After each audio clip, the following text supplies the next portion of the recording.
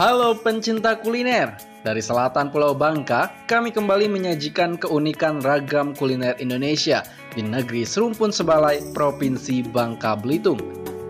Perjalanan dimulai dengan mengunjungi rumah produksi kue nanas atau Bong Lipiang yang terletak di Kelurahan Teladan, Jalan Jenderal Sudirman, Bangka Selatan. Nanas memang merupakan salah satu komoditi andalan di Tobuali dan menjadi ikon kota ini. Hal inilah yang melatar belakangi timbulnya kue nanas sebagai salah satu kuliner andalan di Bangka Selatan.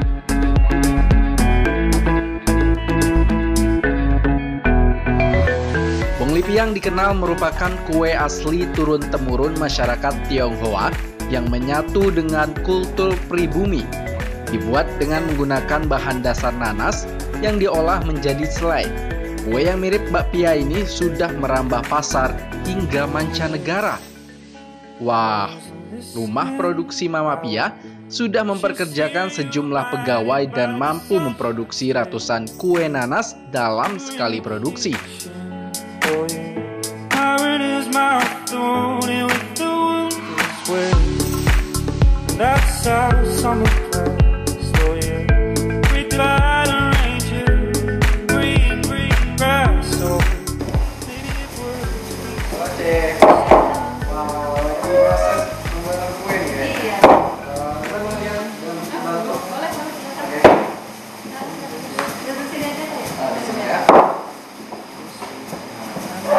Nah nih Cek, kan kalau kita berkunjung ke Tobuali ini, kalau Reza pikir kue nanas ini bisa dijadiin oleh-oleh nih untuk dibawa pulang. Ini kalau buatnya itu gimana nih sih? Dari dari selainya. Kalau dari selai kita biasanya nanas dimasukin dari tangan kita. Kita sudah ada langganan khususnya, jadi mereka bawanya sama kita dimasak, kasih gula, dikeringin kita tambahkan lain gula sama. Jadi nanasnya dimasukin sama gula, nggak ditambahin air? Enggak. Enggak ya? Jadi kita semua masih asli. Jadi dari nanas diparut, kita masih pakai tradisional. Pakai parutan Kita pakai tradisional. parutan mesin ya. Karena hasil teksturnya selai beda. Beda ya? Mesin. Jadi dikeringin jadinya dikeringin. Terus kalau untuk adonannya ini Cek? kalau ada adonan ini sorenya kita udah bikin karena harus dikembangkan satu malam. Oh, dikembangkan satu malam. Adonan ini dari apa aja nih? Terdiri dari apa aja? Terigu, air gula, sama air soda. Air gula dan soda ya? Ya, Oh, dikembangin satu malam, ya. didiamin. Paginya baru dicetak. Kalau ini untuk pemasarannya? Pemasaran kita sekarang ini sedikit saya kirim ke kita. Ada agennya yang menyebarkannya ke masyarakat. Oh iya, mulai bikin kue nanas ini sejak kapan Cek? 3 tahun yang lalu belajar ya? Ya. Atau resep turun-temurun? Resep dari mertua. Oh, resep dari mertua ya? Reza juga berkesempatan ikut serta dalam proses pencetakan Bong Lipiang yang ternyata tidak terlalu sulit nih pecinta kuliner. Nih lihat.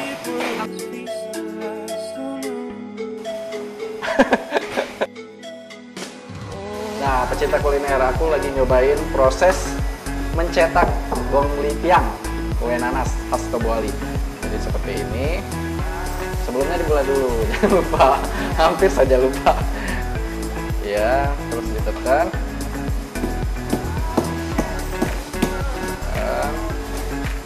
Dikeluarin. Nah, pecinta kuliner, ini dia Bong Lipiang khas Tobuali. Cantik kan? Kue nanas yang selanjutnya sudah dibentuk dengan cetakan dengan isian nanas di dalamnya, dipanggang di oven dengan suhu 178 derajat Celcius. Setelah kekuningan, kue pun siap diangkat dan dikemas. Berapa produksinya? Wah, ini ya yang udah jadi. Nah, pecinta kuliner ini nih, jadi kue Bong Lipiang yang sudah jadi. Gimana rasanya? Langsung aja kita cicip.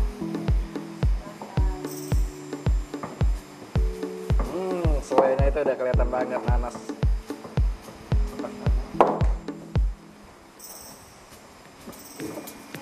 Manis banget Cep. Jadi nanasnya itu terasa banget dominan di kue Bong Lipiang ini. Dan juga kata Aceh tadi ini karena baru habis dipanggang terus didinginkan. Jadi ini nih masih crispy, tapi kalau udah 3 hari itu udah lembut banget karena minyak-minyaknya itu udah meresap ke dalam ya. Luar biasa enak sekali, ini patut dijadiin ataupun dibawa pulang sebagai oleh-oleh kalau kamu berkunjung ke Tobuali Bangka Selatan. Enak Ceh. Bagaimana pecinta kuliner? Tertarik menikmati kue nanas khas Tobuali?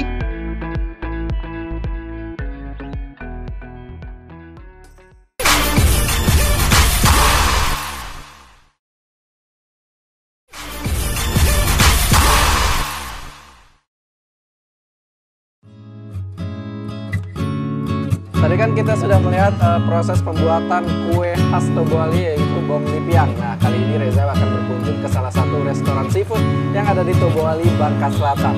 Penasaran seperti apa olahan seafood di restoran ini? Yuk kita langsung masuk aja.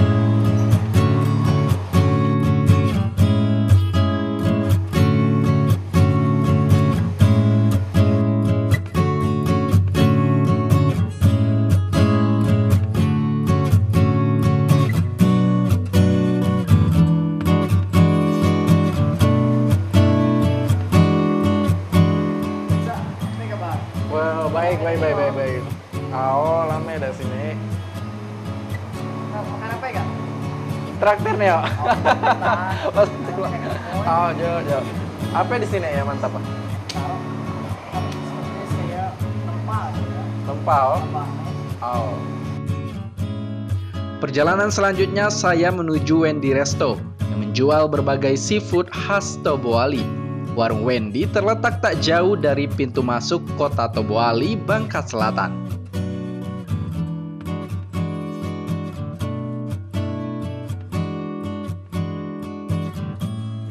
Memiliki beberapa rempah-rempah lainnya dan kunyit, proses pembuatan lempah kuning dimulai dengan merebus air dan memasukkan semua bumbu giling yang sudah halus.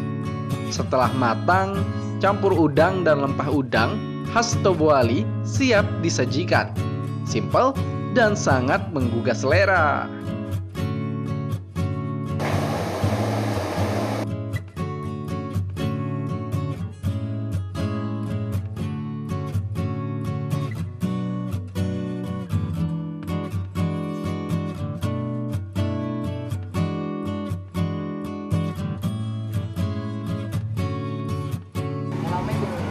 Oh, lalameo. Wah, negela lah dingin kayak. Ada apa nih? Ya, ada lempah kuning, sapu tahu. Wah, sapu tahu gak ada udang kok. Ada, wah. Jadi serba udang. Udang ini khas Tobuali. Tobuali ini terkenal oke. Udang. Udang kok. Serba udang baik. Wah, pas banget nih. Mau dites. Ayo kita tes lah. Speo. Lebih kok lempah. Lempah kuning kok.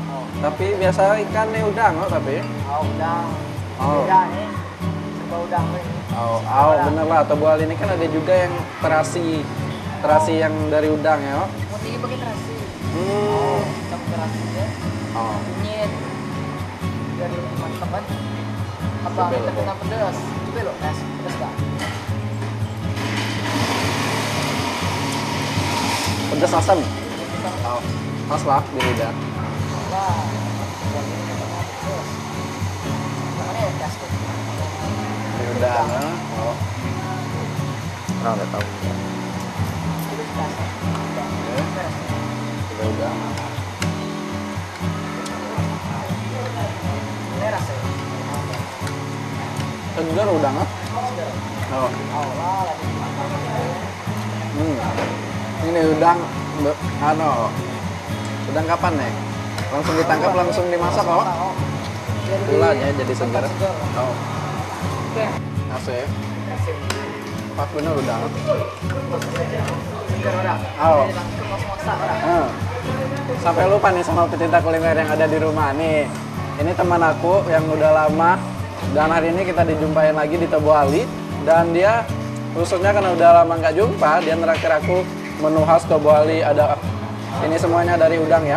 Siapa tahu ada campuran udangnya, kemudian ada udang goreng tepung dan juga ada udang lempah kuning. Nah, yang biasanya kalau lempah kuning itu ikan, Tapi kali ini diganti dengan udang karena udang dari Tobuali ini fresh dan segar banget, sesuai dengan Tobuali yang sebagai produksi ya, sebagai tempat produksi terasi yang udangnya itu juara banget. Lanjut makan nih.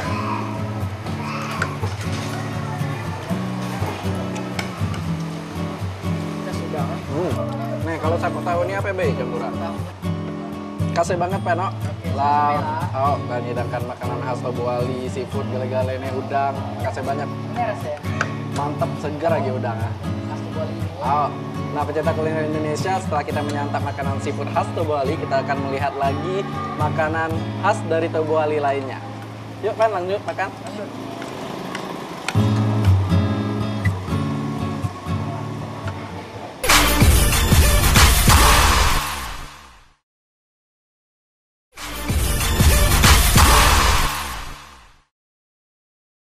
Nah, pecinta kuliner, kali ini Reza sudah tiba di salah satu rumah Cik Yanti namanya yang membuat lakso khas Tobuali. Wah, jadi penasaran nih gimana cara pembuatan lakso khas Tobuali ini? Jadi ikuti Reza.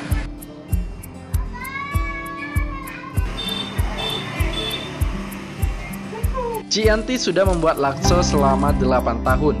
Lakso yang merupakan masakan berbahan dasar tepung beras merupakan salah satu kuliner favorit warga yang biasa dinikmati sore hari. Ci, apa kabarnya Ci? Baik. Nah, gimana nih Ci rencana kita untuk bikin lakso? Sudah ditunggu ya, udah ada bahan-bahannya? Iya, langsung aja Ci ya.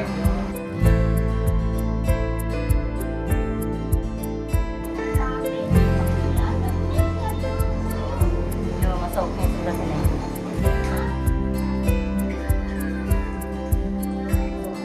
Nah, inilah tempat Lakso Tobuali bisa dibuat di rumah-rumah warga. Di dapur sederhana inilah, Cik Yanti dibantu sang anak biasa mengolah lakso yang akan dijual atau dititip di warung-warung. Nah, pecinta kuliner, tadi kan ini ada tepung beras ya Bu, dicampurin dengan air, dimasak sekitar beberapa menit, itu nggak boleh ditinggalin karena kalau ditinggalin itu bisa mutung dan rasa dari lakso itu berubah ya Bu. Nah, setelah dimasak ataupun diaduk-aduk di atas api tadi, dipindahin ke tepung apa ini? tepung beras sama sagu. Tepung beras sama sagu. Nah, ini nih. Olahan tepung beras yang sudah dimasak selanjutnya dicampurkan dengan sagu dan diaduk merata untuk menjadi adonan lakso yang akan dicetak. Nah, ini nih pecinta kuliner. Setelah dicampurin tadi, ini yang kata Cik Yan proses paling sulit ya Cik. Karena nanti kalau misalnya adonannya itu keras, ini nih untuk nyaring itu agak sulit. Menggunakan alat cetak tradisional inilah, Cik Yanti membentuk lakso yang tampilannya mirip dengan mie atau pantiau nih pecinta kuliner. Setelah matang dan adonan lakso naik ke permukaan atas, barulah lakso ditiriskan dan harus melalui proses pencucian dengan air yang bersih. Ini wajib dilakukan agar lakso tidak cepat basi.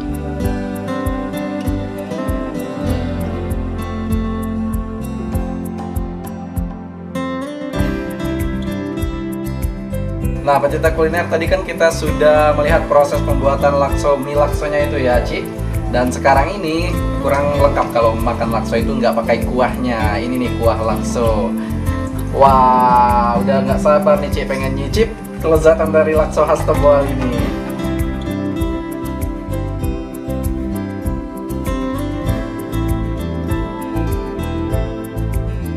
Dan pecinta kuliner, ini dia lakso khas Tobuali sudah jadi dan siap untuk disantap. Nah, kalau tadi kita sudah melihat proses pembuatannya dan kali ini tiba kita ke waktu nyicip-nyicip. Kalau dari penampilannya ini nih kayak mie ya, bisa dikatakan kayak mie ataupun kayak pantiau yang dari Belinu. Tetapi kalau rasa gimana? Kita langsung saja dulu. Kita coba dulu, biar lebih nendang rasanya. Oke. Nah,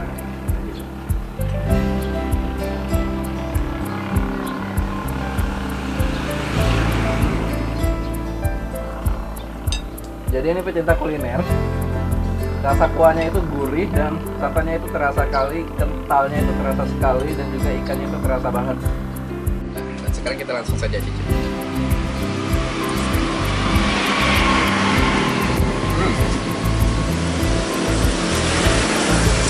ini pecinta kuliner, kuahnya itu terasa banget, santannya terasa, ikannya juga terasa dan juga gurih. Sedangkan adonannya itu lembut banget dan pas banget untuk di lidah. Nah, kalau kata orang Tobuali yang menjadi patokan ataupun parameter antara satu lakso dengan lakso yang lainnya itu ada di kuahnya. Kalau kuahnya enak, maka keseluruhan laksonya itu akan terasa sempurna.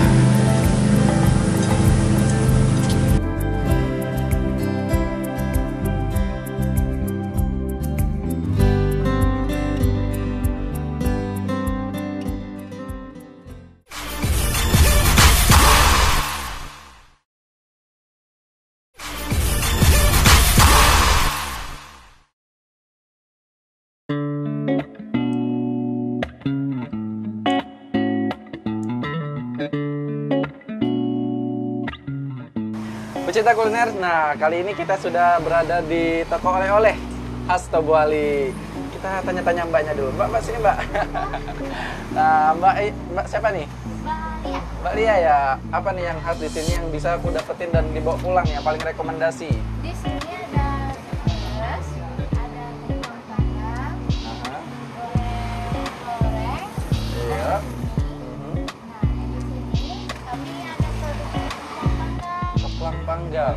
Oh, ini ya yang paling rekomendasi. Yang paling banyak diburu nih. Khas Bangka Selatan. Khas Bangka Selatan. Jadi bikinnya sendiri tuh. Oh, bisa lihat mbak bikinnya. Ini ada juga. Ah. Bisa. Ini kita lagi produksi. Oh, lagi produksi. Wah, kebetulan banget nih pecinta kuliner. Jadi kita langsung bisa nih melihat proses dari pembuatan. Ada kemplang panggang juga. Ini kemplang panggang, cuman ini agak beda bentuknya. Satu yang lebih kecil dan agak nyambung gitu kayak angka 8 dan satunya yang besar-besar gini. Wah, udah nggak sabar nih. Yuk kita langsung, yuk mbak langsung. Tidak lengkap ke suatu tempat tanpa membawa buah tangan. Saya pun menuju gerai oleh-oleh Juli Snack 88 yang berada di kawasan pusat kota Tobuali. Cek, ini ada orang nanya produksi kentang panggang. Iya. Dengan Reza. Ya boleh.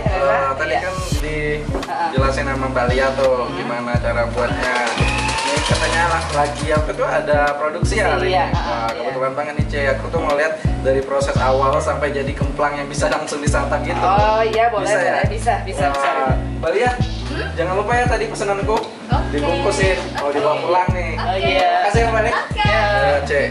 Nah ini udah kita prosesin. Ini ikan sama bumbunya udah.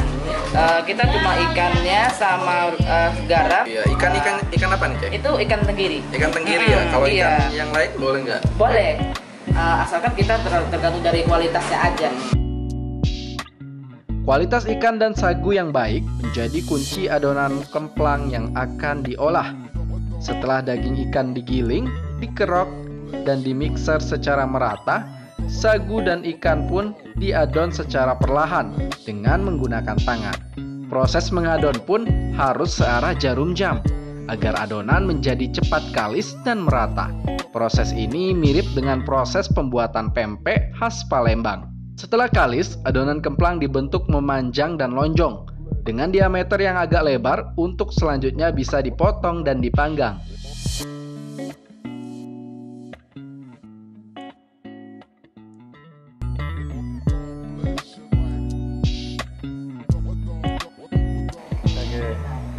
Iya. Ini tuh udah nih. Kita taruh di sini udah. Kita tinggal tutup aja. Berapa lama nih nunggunya? Ini kurang lebih 1 jam. 1 jam ya? Iya. Nah kita mesti tutup dengan kain nih. Oh, Iya, supaya kayak? hawa dalam itu asap itunya uapnya. Dia mempercepat masak. Iya, percepat. Iya. Oke, kita tunggu sejam. Nah, tadi kan kita udah lihat adonannya kan. Nah, tadi udah ada adonan, kita nanti butuh batangan. Habis itu kan di tim. Nah, tim kita simpan dulu untuk 1 malam. Oh, disimpan dulu. Iya, Supaya 1 malam supaya dia kering. Kering ya? Nah, pas kering, soalnya kita mau iris.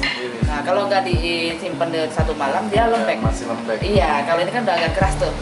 Nah, agak keras kan ya. Iya. Jadi paling kita irisnya Ya, sampai sini ini aja. cara motongnya. Iya, ditekan aja. Ini kan kita biasanya pakai nasi. Agak berat juga sih kalau kita. Ini lumayan tebal ya, Cek? Itu tebal. Soalnya kalau dia nggak tebal, pas kita panggang atau goreng pun dia nggak bagus. Jadi kita girisnya kayak gini. Ya, wah menarik nih, Cek. Iya. Bisa coba. Pas kan mau coba, boleh? Iya. Ce Juli menciptakan sendiri alat potong tradisional dari kayu yang bisa memudahkan saya dalam proses pemotongan adonan kemplang nih, agar tebalnya merata. Jadi tidak terlalu sulit nih pencinta kuliner. Cinta kuliner ini hasilnya. Jadi dari tadi irisan pertama sama irisan terakhir itu harus sama tebalnya kan. Tapi tenang aja karena sudah ada alat yang mengaturnya. Jadi ketebalannya itu sama rata ya, Cek. Nah, setelah dari diiris nanti dijemur di luar. Iya. Berapa lama itu, Cek? Itu kurang lebih hampir 3 hari. Hampir 3 hari dijemur di luar, kemudian baru kita panggang, dibungkus dan siap disantap tentunya. Kita lanjut. Iya.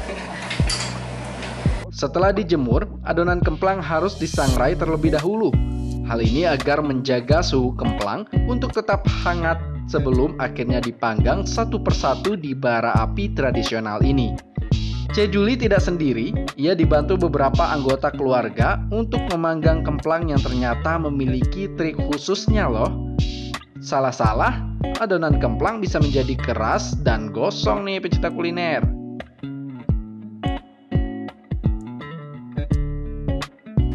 Jadi kita mau panggang di sini, kita harus kemplangnya harus kena bara api. Sambil itu kita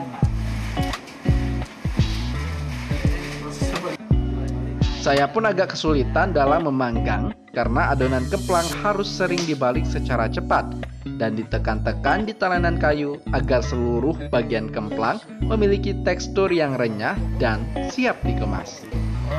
sedikit dan tumpuk lagi biar nggak kosong ya. Luar biasa.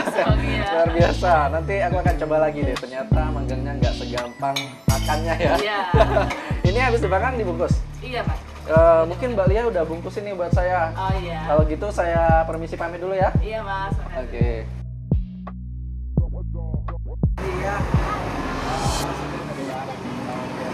Niza, pesanan tadi. Iya, makasih ya Mbak. Tadi juga udah ngeliat prosesnya. Jadi semakin cinta dengan kemplang khas Tobuali. Duluan ya. Iya, siap. Duluan. Oke. Akhirnya pecinta kuliner Indonesia, perjalanan kita sudah berakhir hari ini. Tadi ditutup dengan melihat langsung proses dari pembuatan kemplang panggang khas Tobuali. Bagaimana? Tertarik untuk mengunjungi kota Tobuali, Bangka Selatan? Cintai daerahmu, cintai kuliner Indonesia. Bye.